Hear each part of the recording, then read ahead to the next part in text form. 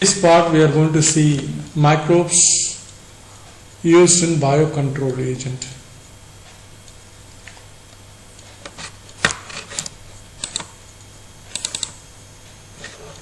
First one, Bacillus thuringiensis. So Bacillus thuringiensis is a gram-positive soil bacterium commonly used as a biological pesticide. So these Bacillus thuringiensis produce a crystal protein called endotoxin that has a insecticidal property. So mostly this Bacillus thuringiensis is found in the gut region of even caterpillars. What exactly they do? These Bacillus thuringiensis, they produce a crystal protein. That protein, you see here this picture, whole bacillus with a crystal protein, even after dying it is releasing bigger crystals, crystal protein. So what will happen when they go into the mid-gut region of the caterpillars?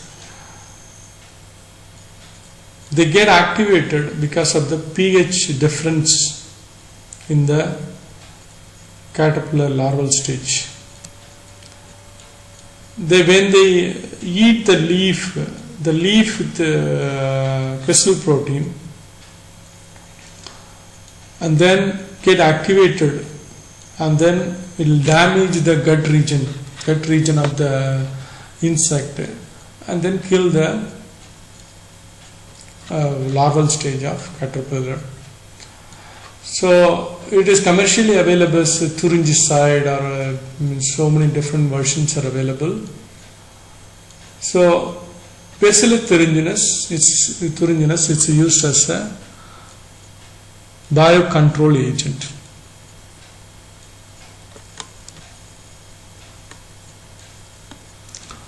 So because of this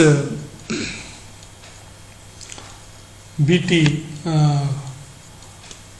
Bacillus thuringiensis, nowadays so many BT based products, agriculture products are coming. Even now you people have heard about BT brinjal, BT cotton, BT corn, all it is coming. So what they are doing, they isolate the particular gene responsible for crystal protein that is incorporated with the plant's corn plant, so that gene will be there, the corn plant will produce a crystal protein. So when the insects start eating the plants, so the plant becomes sick and then they used to die. So this is success story of genetic engineering. But still a lot of controversy is going on with this genetically modified food. Even when some people get allergic reaction when they eat BT brinjal, they used to get stomach ache. But our stomach, we are lucky, our stomach has a pH, acidic pH. But if it is the crystal protein only will be activated in the alkaline pH. But our oral cavity, it is alkaline in nature. If the BT product, if you are chewing too much, the chance of getting activation of crystal protein. So then obviously it makes the issue in our stomach also. That also causes some allergic reaction to the human being also. So next one, Trichoderma fungi. It's also one of the potential biocontrol agent used essentially in soil-based diseases. So that has a various mechanism. I'm saying the antibiosis, parasitism, and also it helped to improve the host plant resistance and competition. So many ways it is working against the pathogen. So they used to treat the plant disease by this trichoderma. So trichoderma is a free-living fungi. It's commonly present in the root system. So it is very effective in the several plant pathogen. So you can see the product also with trichoderma. So this fungi you use as a potential biocontrol agent. So next is a baculovirus, also one of the effective virus, and it kills the arthropods, leptopora, even diphtheria, even decapoda. So many groups of insect and larval stage they used to kill. Because of this baculovirus use these larval stages as a host. So what will happen when we spray these virus into the field? So the insect they start infect and then multiply finally, and then after after multiplying they will kill the insect, and then it will come out and then infect the other ones. The only very beneficial of these baculovirus, they are very specific, narrow spectrum insecticidal application. So this is best in integrated pest management program overall, and it won't cause any problems in the plants or mammals, birds and other non-target insects even. So they are very specific. Virus, the virus are very specific, very specific to the host. So directly it infect only the particular target and then kill the target, and also further it will kill the multiplied virus. Again it will target the other group of insects. So you can see the commercially available products related to the baculovirus. So the integrated pest management, baculovirus one of the potential pest control agent. So we are next part. So microbes used as a biofertilizer.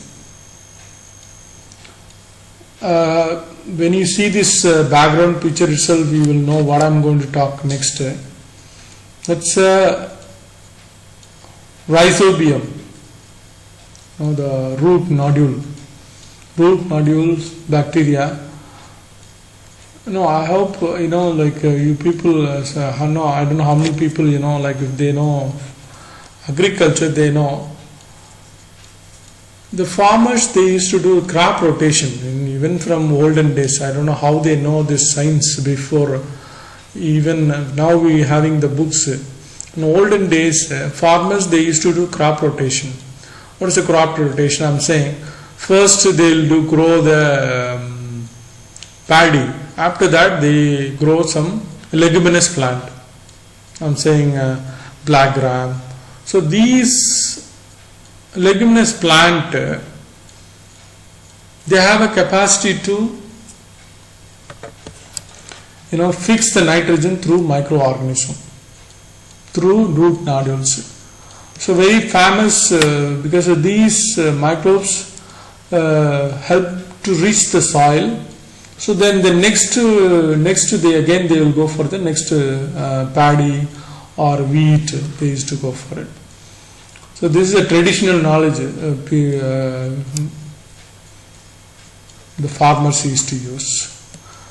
The rhizobium, one of the important bacteria, they makes a root nodule and then fix the free atmospheric nitrogen, and that will be used for the plant. If you could ask what is the role of nitrogen in the plants, that's a very wide. Nitrogen is very important for growth of plant, and also that is the one it is give energy to grow, and also nitrogen is an important part of chlorophyll molecule that I'm saying green colored, and also it's involved in photosynthesis. So nitrogen is very important for the plant. Not only Rhizobium, Azospirillum, Acetobacter, they also have a capacity to fix the nitrogen, atmospheric nitrogen, and increase the fertility of the soil. So these are some of the commercially available product. This picture you can see the root nodules present in the plants. So how it is the root nodule is forming?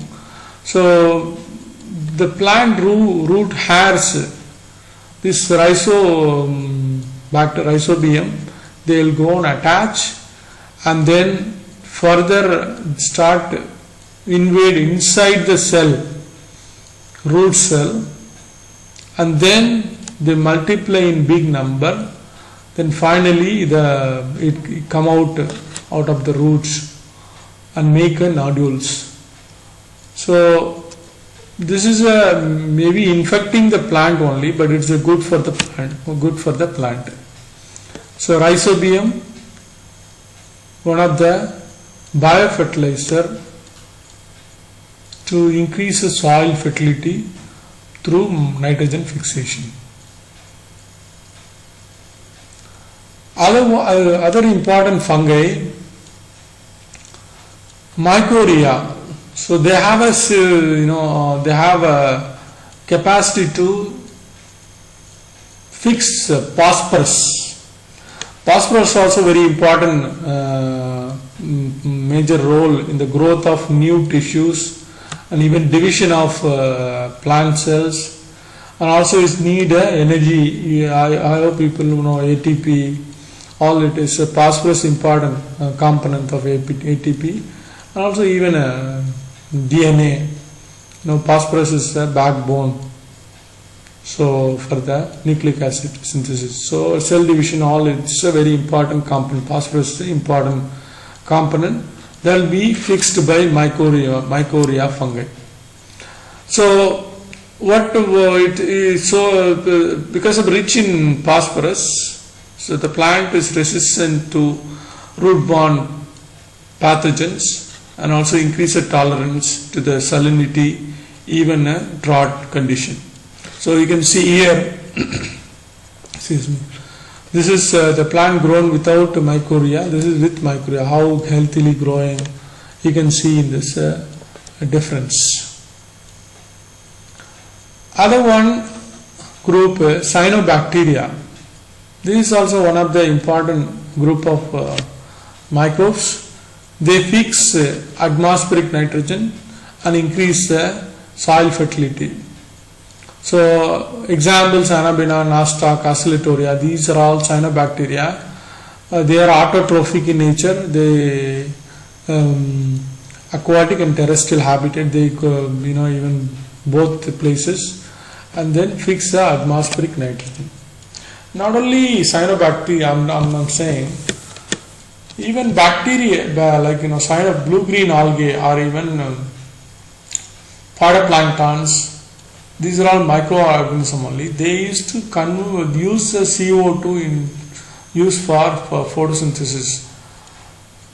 Like conversion of CO2 into oxygen is a very well needed, very important, because if the accumulation of CO2, I hope you people know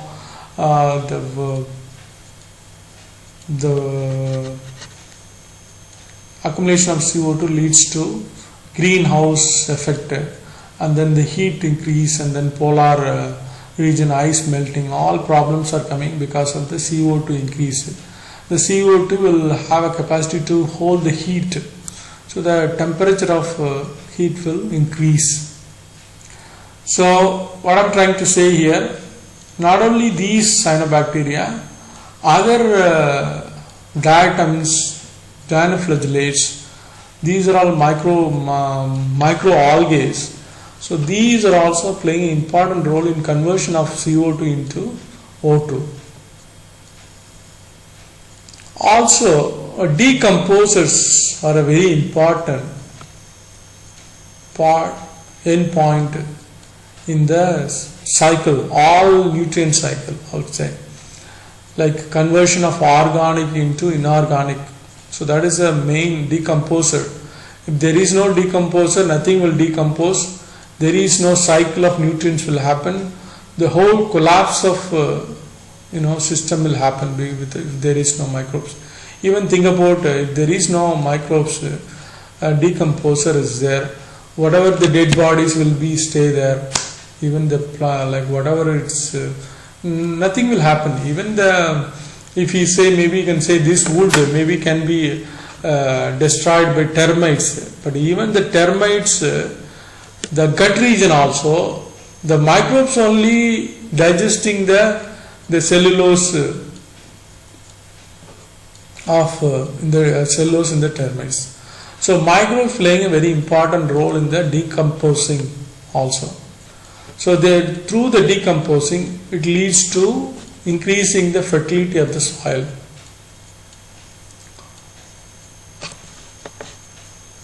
Next, microbes used in the biofuel production.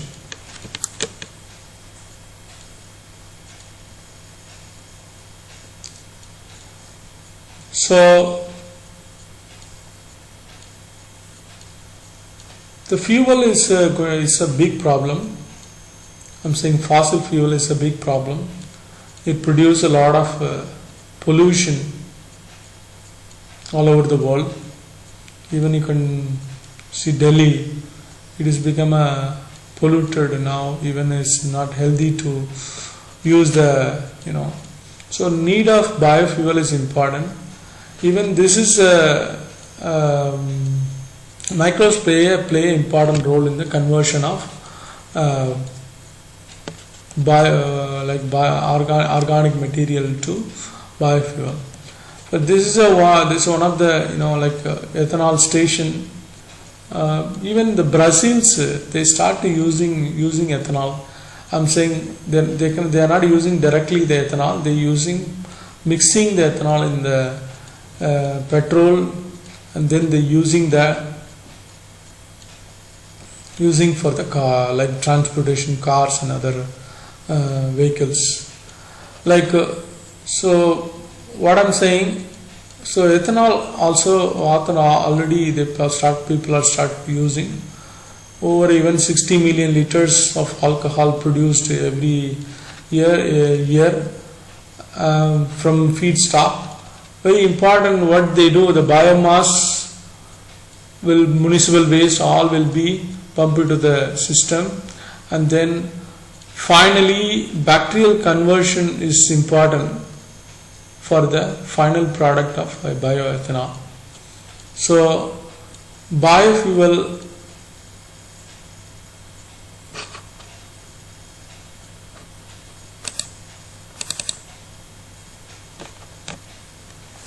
production, microbes playing an important role. Not only bacterial conversion, also algae, autotrophic algae. So many algae, they have a capacity to produce more biomass. So the biomass will be collected and the lipid extracted, and then further conversion of biofuel conversion can happen. That's algae also we can use to produce, I'm saying microalgae like phytoplankton, microalgae, bacteria also we can use to produce a biofuel. So you can see the green algae showing oil droplets, the yellow color ones all showing the oil droplets, I'm saying fatty molecules in the algae. So these only can converted into further biofuel. So this is artistic concept of field algal biofuel. It definitely, I think in future this will going to happen. So they'll have a lot of algal bioreactors are there. So they'll be harvested, and then finally conversion of biofuel will happen.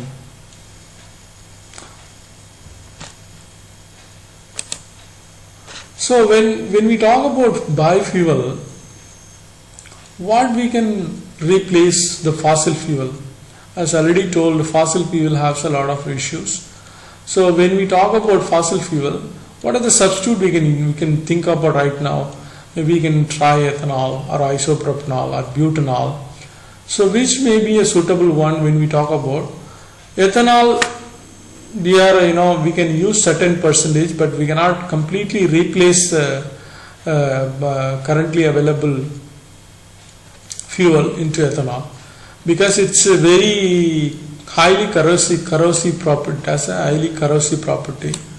So we cannot use this, completely replace that. Also, maybe because of the corrosive property, maybe we need to change the complete engine setup what we have right now. So that will cost hundreds of $billions. So to make it to use ethyl alcohol, complete replacing ethyl alcohol. So next option, maybe we can think of isopropyl alcohol. So the isopropyl alcohol, they have energy capacity of 23.9 millijoule per liter.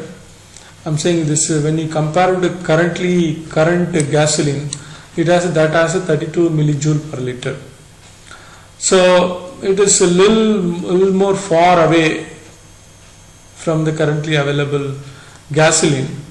So I'm saying Clostridium can be used to produce isopropanol, but still the energy level little lower than the currently available. Why I'm saying, if it is a different millijoule level, then again we need to change the engine pattern, engine structure, everything. So next option, butanol. So this is a little closer, very closer to the currently available gasoline. It has a 29.2 millijoule per liter. This also can be produced by using Clostridium, and then maybe this is a better chance to replace butanol instead of isopropyl alcohol or maybe ethanol. Butanol can be a better substitute for the currently available gasoline.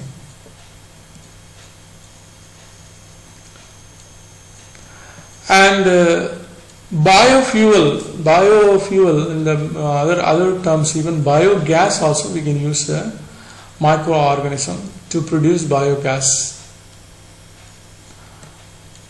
We already in India we have a very well developed system, the gobar gas. I'm saying what they use. They use a cattle excreta, and then this is actually the complete setup of a biogas plant. So what will happen? What usually they do? They collect the excreta of cattle. I'm saying cow dung, maybe cow dung. They mix it with some water ratio, and then put it in the tank. So that will further will have a digester will be there. The digester microbes will be there. What microorganism usually they use? Methanobacterium. This methanobacterium, methanogen, they grow anaerobically. They grow and use cellulose material, because the cow use more plant only, the lot of cellulose will be there, leftover will be there. That cellulose will be used by methanobacterium. They produce a gas. That gas will be collected in the gas holder, and then from there some on-off switch will be there. So from there we can use this gas for further using lights, or even for cooking purpose. All purpose this copper gas is used. Even further sludge collected from this copper, I'm saying cow excreta, this can be a very good fertilizer for the field. So the complete utilization will be happen. This is a real-time model. This is a diagram is showing the different parts of biogas production unit. This actually developed by Indian Agricultural Research Institute in association with the Khadi and Village Industry Commission. So this is a very successful model. So what I'm trying to say here, biofuel can be produced from microorganism. Even we can use a biogas, or we can produce ethanol from Clostridium, or we can use other microbes. I'm saying what I'm trying to say, other microbes.